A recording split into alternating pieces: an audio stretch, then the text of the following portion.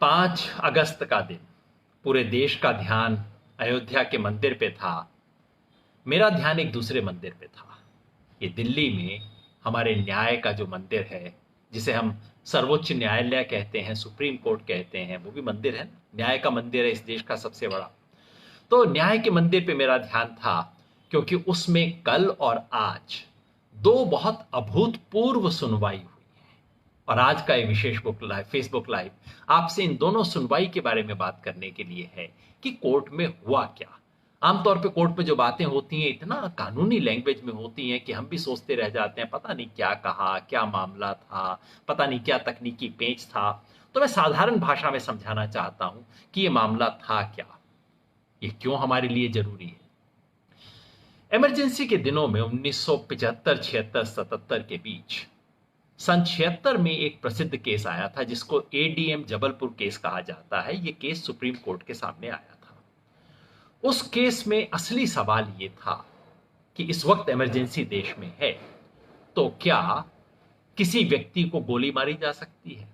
अगर किसी व्यक्ति के जान ले ली जाए, तो क्या वो व्यक्ति सुप्रीम कोर्ट में आके, वो व्यक्ति, उसकी तरफ से कोई और व्यक्ति आके सुप्रीम कोर्ट में कह सकता है कि आपने जान कैसे ली, आपने मौलिक अधिकारों का हनन कैसे किया?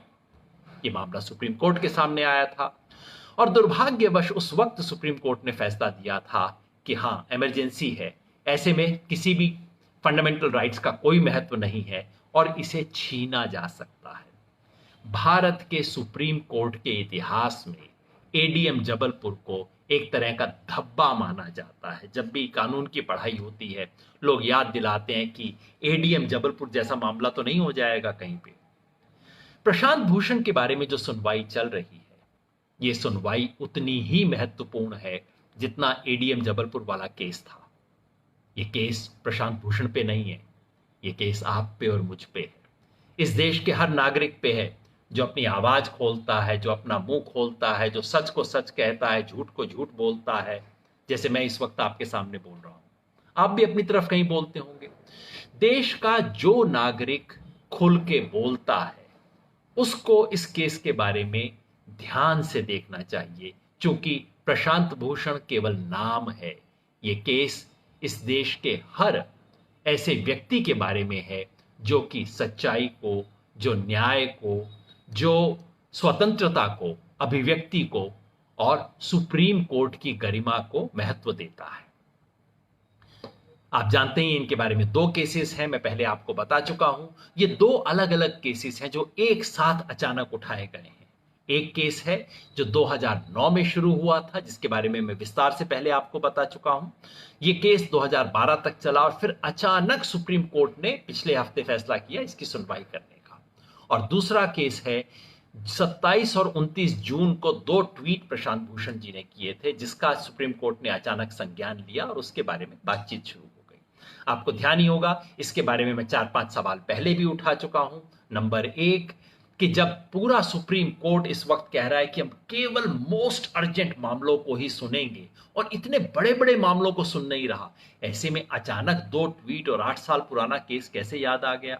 दूसरा, वो कोर्ट जो इतना स्लो काम करता है, आज की सुनवाई, 6 हफ्ते बाद अगली सुनवाई, वो कोर्ट अचानक इतना द्रुत गति से कैसे काम करने लग गया? तीसरा, 31 लोगों के सुप्रीम कोर्ट में ले दे के यही 3 लोगों की बेंच क्यों मिली? अरुण मिश्रा जी जस्टिस जो है न्यायमूर्ति, केवल उन्हीं की बेंच को दोनों केस क्यों दिए गए, जबकि उनके बारे में प्रशांत भूषण और उनकी कुछ खुली तल्ख बहसें हो चुकी हैं। उनके बारे में प्रशांत भूषण ने चीफ जस्टिस ऑफ इंडिया को चिट्ठी लिखी है, उनको केस क्यों दिया गया? चौथा सवाल ये कि इसका मामले की जो पिटीशन जिसके आधार पे किया जा रहा था, ये 2 ट्वीट वाला मामला, वो पिटीशन तो ऐसी है जिसको किसी सेशन जज के सामने आप रख देंगे, वो फेंक देगा, कहेगा ऐसी बेकार पिटीशन में कैसे एंटरटेन कर सकता हूं, सुप्रीम कोर्ट उसके लिए जगह क्यों निकाल रहा है?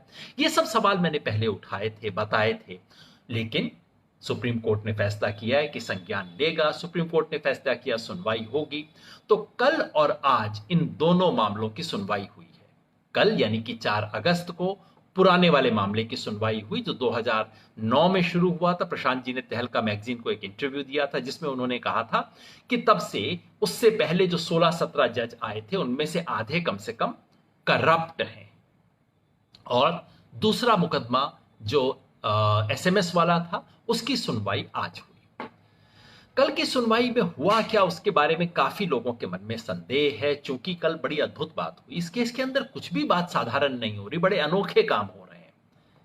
केस में सुनवाई हो रही है वेबसाइट के जरिए, जो कि सब जगह पे आजकल हो रहा है। ऑनलाइन सुनवाई हो रही है, प्रत्यक्ष कोर्ट तो खुला नहीं है। लेकिन उस ऑनलाइन सुनवाई में, वैसे ही ऑनलाइन सुनवाई में बहुत कम लोगों को इजाजत होती है, केवल जो पक्ष हैं, फिर उसके बाद जो उनके वकील हैं और कुछ थोड़े से मीडिया के लोगों को उसके अंदर अनुमति होती है। कल 4 अगस्त को इस केस की सुनवाई शुरू हुई और आपको ध्यान है, मैंने कहा था कि हाँ, सुनवाई होने दीजिए, बहुत अच्छी चीज है। मैंने कहा था मैं स्वागत करता हूं, और अगर इस सुनवाई के अंत में पूरी चीजों की जांच करके एक फेयर ट्रायल करके, फुल और फेयर ट्रायल करके, अंत में अगर यह साबित होता है कि प्रशांत भूषण ने झूठे आरोप लगाए थे, ये जानते हुए झूठे आरोप लगाए थे कि झूठ बोल रहे हैं, और सिर्फ सुप्रीम कोर्ट की इज्जत कम करने के लिए झूठे आरोप लगाए थे, तो प्रशांत भूषण को सजा दीजिए। लेकिन उससे पहले फुल एंड फेयर ट्रायल कीजिए। प्रशांत भूषण ने जो एफिडेविट में लिख के दिया है, उन पे बात हो। उन्होंने, प्रशांत भूषण ने कहा कि ठीक है, आप कहते हैं मैं अनर्गल आरोप लगाता हूं। उन्होंने 18 में से 8 जजों, सुप्रीम कोर्ट के चीफ जस्टिस उस जमाने तक के थे जो 1991 से 2010 के बीच में थे, उनके बारे में लंबा हलफनामे 3 दिए थे, सब कुछ था, इस पे चर्चा हो जाए। लेकिन वो हुआ नहीं, कुछ अजीब हुआ। कल जब चर्चा शुरू हुई तो माननीय अरुण मिश्रा जी, जो उस बेंच को हेड कर रहे थे, उन्होंने चर्चा शुरू होते ही प्रशांत जी के जो वकील राजीव धवन जी, बहुत वरिष्ठ वकील हैं, सुप्रीम कोर्ट के सबसे वरिष्ठ वकीलों में से एक हैं, उनसे कहा मैं आपसे अलग से बात करना चाहता हूं। और वेबसाइट, वो जो पूरा हियरिंग होती है, जूम कॉल या जिसके भी थ्रू होता होगा, उसको म्यूट कर दिया गया। ओपन हियरिंग का नियम है। ओपन हियरिंग किस लिए होती है? ताकि पीछे से कुछ बातचीत ना हो, जो हो जनता के सामने हो, कोर्ट में हो, खुले कोर्ट में हो। बिल्कुल ये मर्यादा है कोर्ट की। और वहां हुआ क्या, जूम को म्यूट कर दिया गया, और फिर जज साहब की तरफ से, और वो बोलते जा रहे, राजीव धर्म बोल रहे हैं, लेकिन उनका तो फोन म्यूट है। फिर उनको मैसेज गया कि आप अपना फोन उठाइए, जज साहब आपसे बात करना चाहते हैं। तो खुला कोर्ट चुप बैठा है, जूम है, वहां पे सब कुछ म्यूट किया हुआ है, और जज साहब फोन पे बात कर रहे हैं। क्या बात कर रहे हैं, ये बात तो राजीव धवन ही बता पाएंगे। लेकिन कल जो प्रशांत भूषण जी का शाम को बयान आया, उससे ऐसा लगता है कि जजेस की तरफ से ऐसा इशारा किया जा रहा था कि तुम माफी मांग लो, माफी मांग लो, बिना शर्त माफी मांग लो, तो हम इस केस को बंद करने को तैयार हैं। ऐसा मेरा अनुमान है प्रशांत जी का स्टेटमेंट पढ़ने के बाद। लेकिन ये सही बात तो प्रशांत जी या राजीव धवन ही बता पाएंगे कि क्या बात हुई थी। लेकिन मामला ले दे के कुल माफी का था, ये हम इसलिए जानते हैं क्योंकि उसके बाद तरुण तेजपाल, जो कि दूसरे व्यक्ति जिन पे केस चल रहा था, उन्होंने बिना शर्त माफी मांग ली। लेकिन प्रशांत भूषण तो प्रशांत भूषण है, उन्होंने माफी नहीं मांगी। प्रशांत भूषण ने कहा, हाँ मैं इतना कहने को तैयार हूं कि अगर मेरे कहने से उन पुराने जजेस, जो ज्यादातर अब नहीं रहे हैं, उनमें से जो हैं या उनके परिवार वालों को अगर कष्ट पहुंचा हो, तो मुझे इसका खेद है कि उन्हें कष्ट पहुंचा। लेकिन प्रशांत भूषण ने ना तो ये कहा कि मैं माफी मांगता हूं, ना उन्होंने कहा कि मैंने सर्वोच्च न्यायालय की अवमानना की, ना ही उन्होंने अपने एफिडेविट में जो कुछ कहा उसका एक शब्द भी वापस लिया। तो यह मामला और खिंचा। फिर सुप्रीम कोर्ट ने दोबारा उसकी सुनवाई शुरू की। ऐसा लगता है कहीं कि शायद एक स्टेज के ऊपर सुप्रीम कोर्ट ने कहा हो कि हाँ ठीक है, अगर तुम इतना भी कह देते हो तो हम मामले को बंद कर देंगे।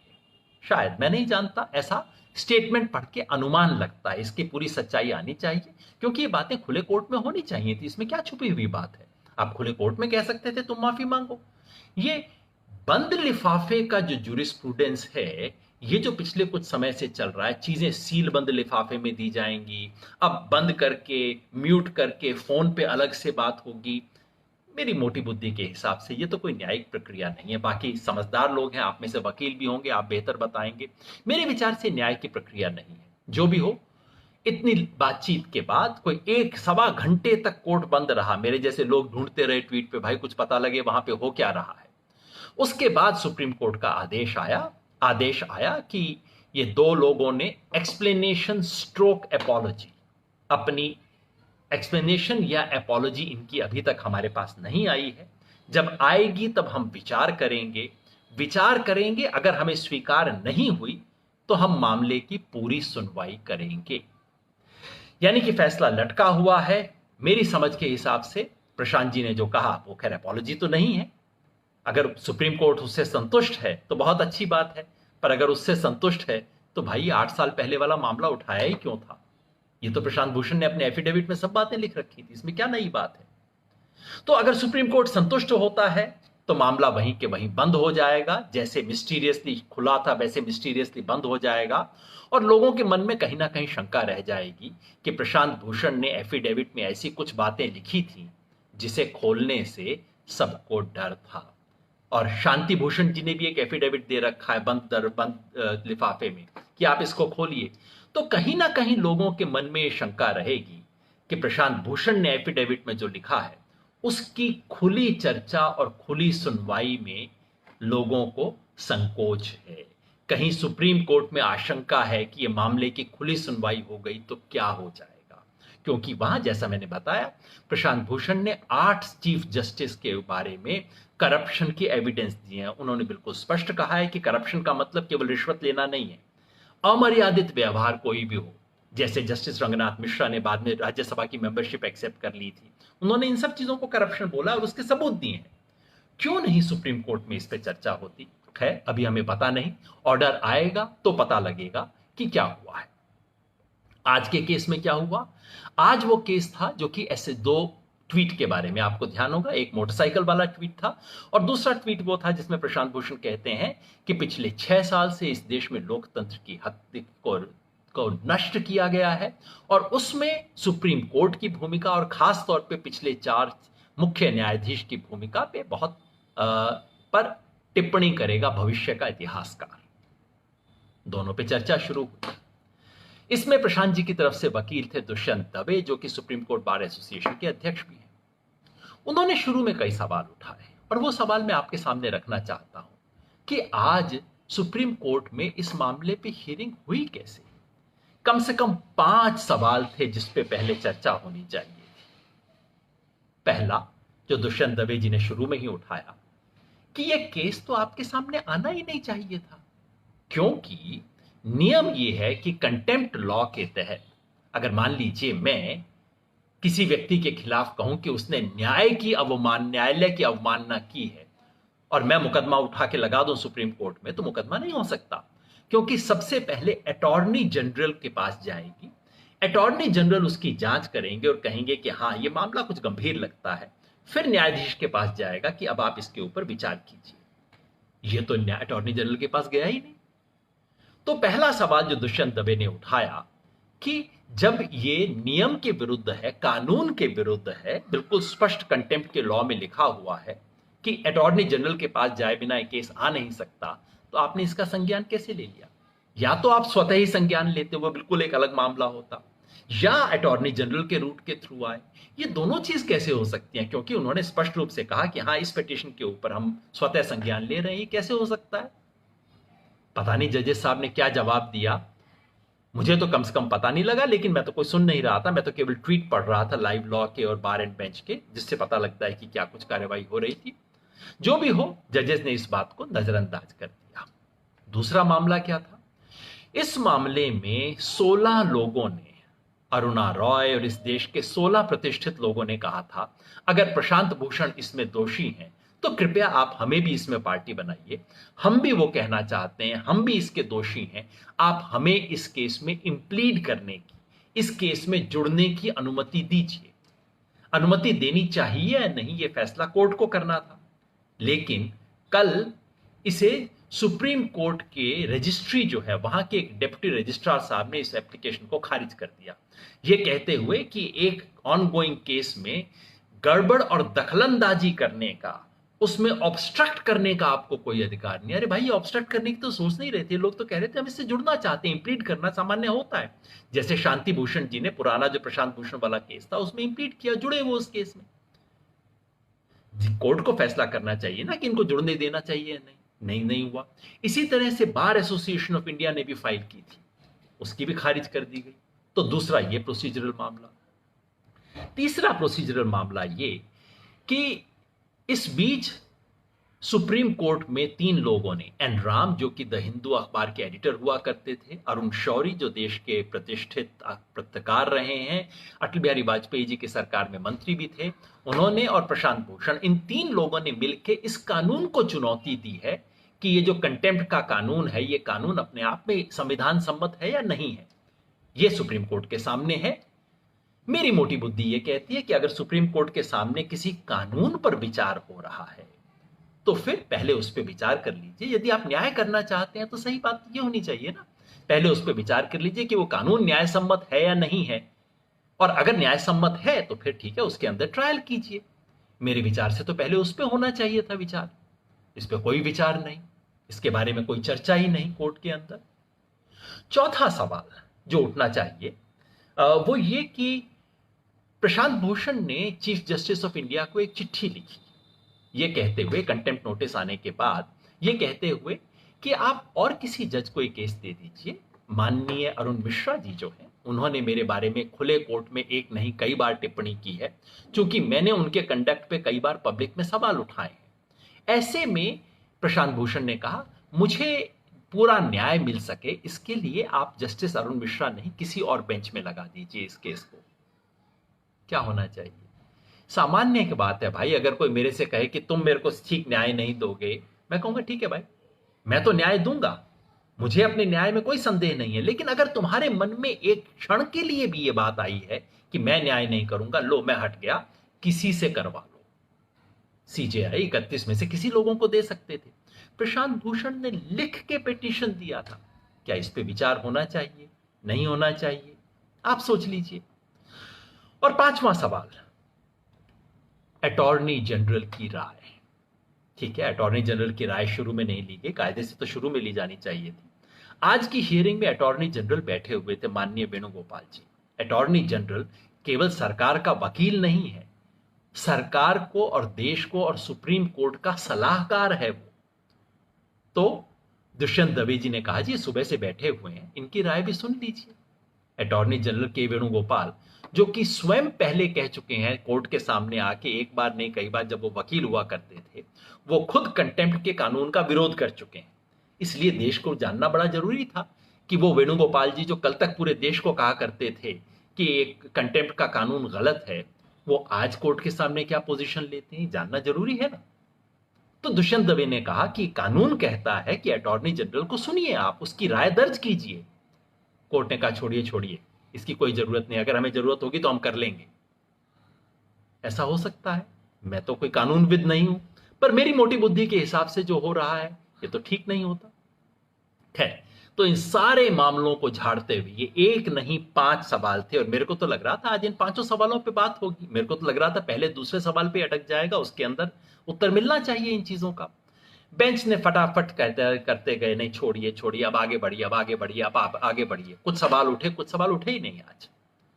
फिर कोर्ट ने पूछा कि ये 2 ट्वीट सही हैं क्या?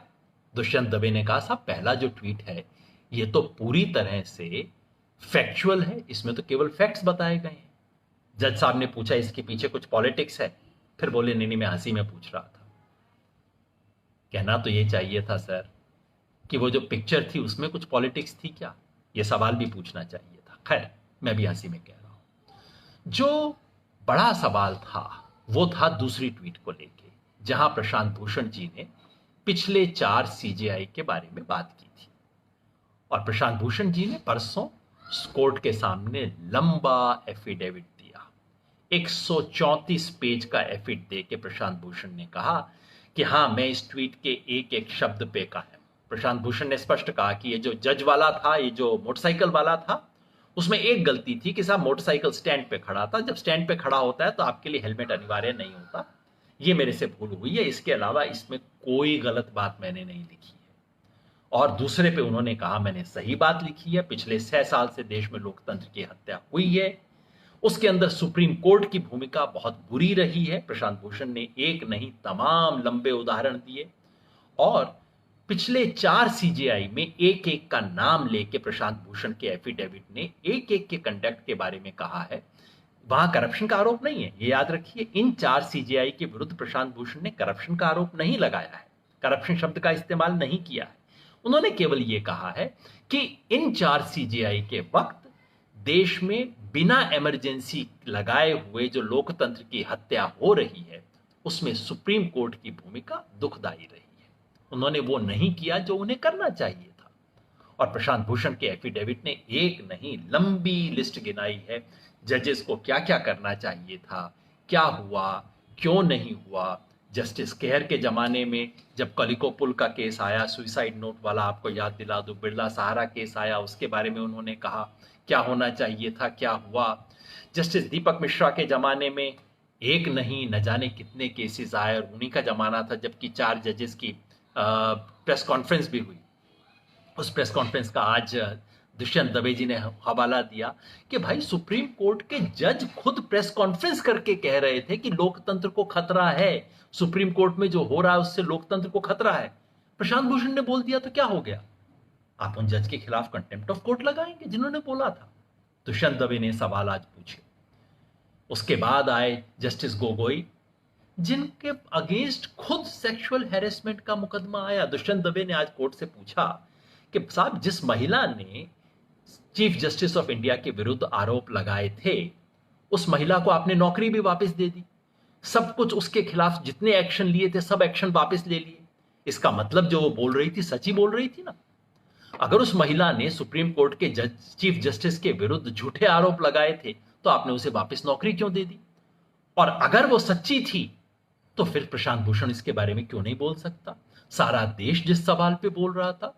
सीजेआई के विरुद्ध मुकदमा, शनिवार के दिन वो विशेष बेंच खोलते हैं, सुप्रीम कोर्ट के दरवाजे शनिवार को खुद खुलवाते हैं, खुद उस बेंच में बैठते हैं, सुनवाई करते हैं, अंत में साइन नहीं करते। दुष्यंत दवे ने पूछा ये सही बात थी क्या? इस पे सवाल नहीं उठने चाहिए क्या? उन्होंने सवाल उठाए। और उसके बाद वर्तमान सीजेआई के काल में कितने महत्वपूर्ण सवाल थे जिन पे चर्चा होनी चाहिए थी, जिन पे कोर्ट को संज्ञान लेना चाहिए था। पूरा देश पूछ रहा है कि इन सवालों पे चर्चा क्यों नहीं होती। प्रशांत भूषण ने सवाल पूछ के क्या जुर्म किया है? ये सब सवाल दुष्यंत दवे ने आज कोर्ट के सामने उठाए। मैं उन्हें सलाम करता हूं। आज भी इस देश में कम से कम कुछ वकील तो बचे हैं जो खड़े होके आंख में आंख डाल के बोल सकते हैं, क्योंकि लोकतंत्र तभी तक जिंदा रहता है जब तक ये हिम्मत बची रहती है। उन्होंने सब सवाल पूछे और 5 जो बड़े सवाल थे, अंत में कोर्ट ने सब कुछ सुनने के बाद, जैसे मैंने कहा, अंत में दुष्यंत दवे ने आग्रह किया कि वेणुगोपाल जी, माननीय अटॉर्नी जनरल जी बैठे, इनकी जरा राय सुन ली जाए। वो बैठे रहे, वो थे वहां पे हियरिंग में, सामने बैठे हुए थे। सुप्रीम कोर्ट के माननीय न्यायाधीश जी ने, बेंच ने उनको बोलने का मौका नहीं दिया। क्यों नहीं दिया, इसके बारे में बहुत दिनों तक सवाल पूछे जाएंगे।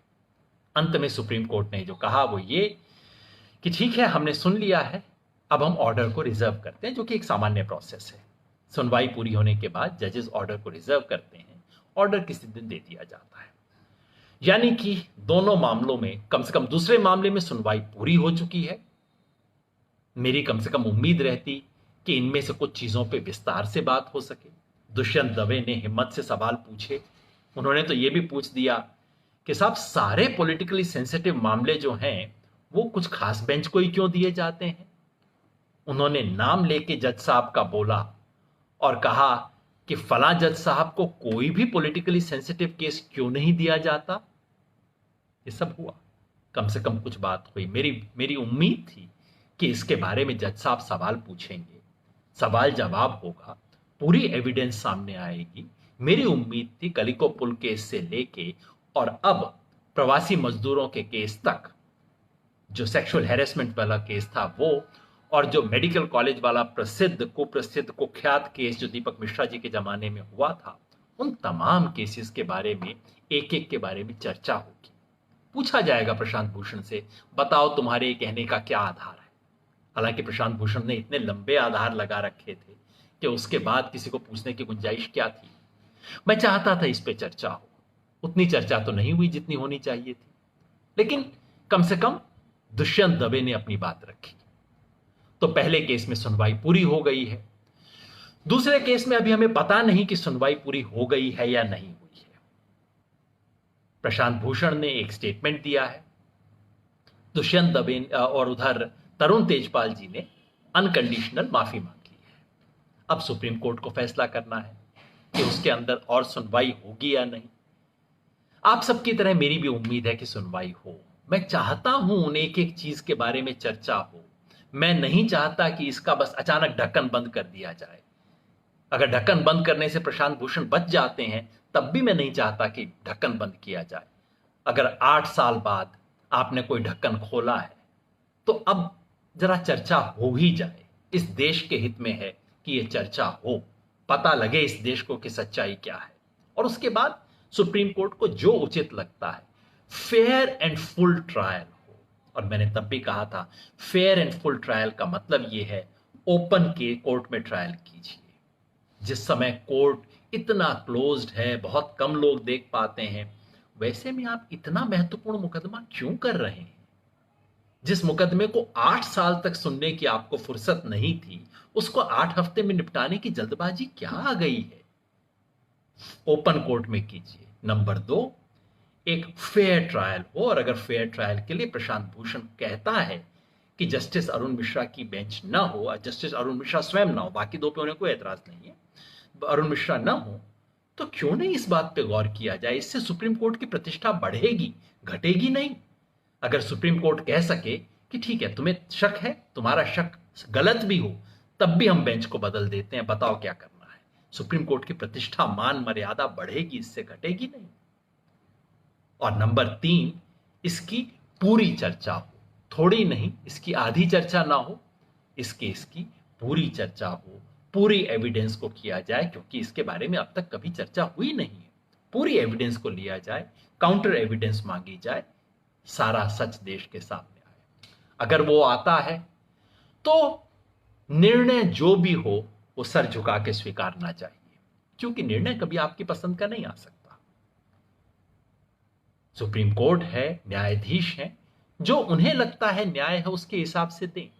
लेकिन इतना कहना तो हमारा फर्ज है और हक है कि चर्चा पूरी हो, हियरिंग कंप्लीट की जाए, खुले कोर्ट में की जाए, फेयर तरीके से की जाए। अगर उसके बाद प्रशांत भूषण को सजा मिलती है तो मैं कहूंगा कि मिलनी चाहिए। सुप्रीम कोर्ट यह कह दे कि प्रशांत भूषण जो कह रहा है वो झूठ है। केवल ये नहीं, कल जस्टिस मिश्रा बार बार कह रहे थे कि करप्शन शब्द आपने इस्तेमाल किया सुप्रीम कोर्ट के जज के बारे में, बस करप्शन, उन्हें करप्ट कहना अपने आप में अवमानना है। प्रशांत भूषण ने कहा पर अगर मेरे पास एविडेंस हो तो कैसे अवमानना है? आप एविडेंस तो देख लीजिए। और जब मैं कह रहा हूं कि करप्शन का मतलब, और ये कोर्ट्स के अंदर साबित है, करप्शन का मतलब केवल फाइनेंशियल ग्रेटिफिकेशन नहीं है, तो चर्चा तो होनी चाहिए। अगर कोर्ट इस नतीजे पे पहुंचता है कि हाँ, प्रशांत, पूरी जांच करके कि प्रशांत भूषण की बात झूठ है, इसलिए झूठ है, उसने जो एविडेंस दिया है इस तरह से गलत है, इस तरह से गलत है, जैसे कोर्ट में कहा जाता है, पूरा बताया जाता है कि एक पक्ष ने ये एविडेंस दिया है, हमारे हिसाब से ये एविडेंस इसलिए गलत है।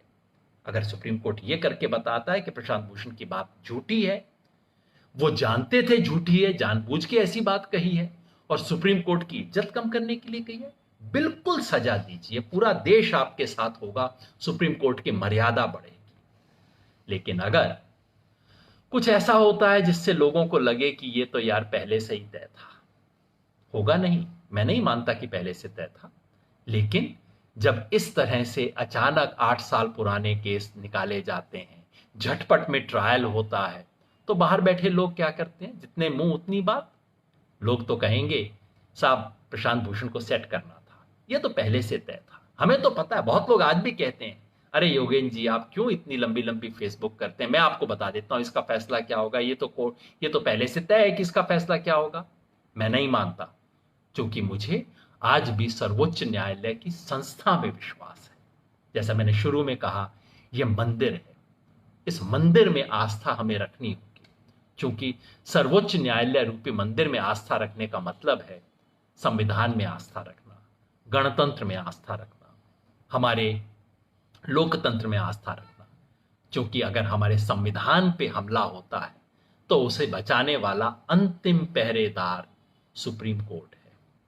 इस कोर्ट में हमें आस्था है और इसलिए आपको हमें देखना होगा कि इस कोर्ट में ऐसा कुछ ना हो जिससे इस कोर्ट के प्रति लोगों की आस्था कम हो।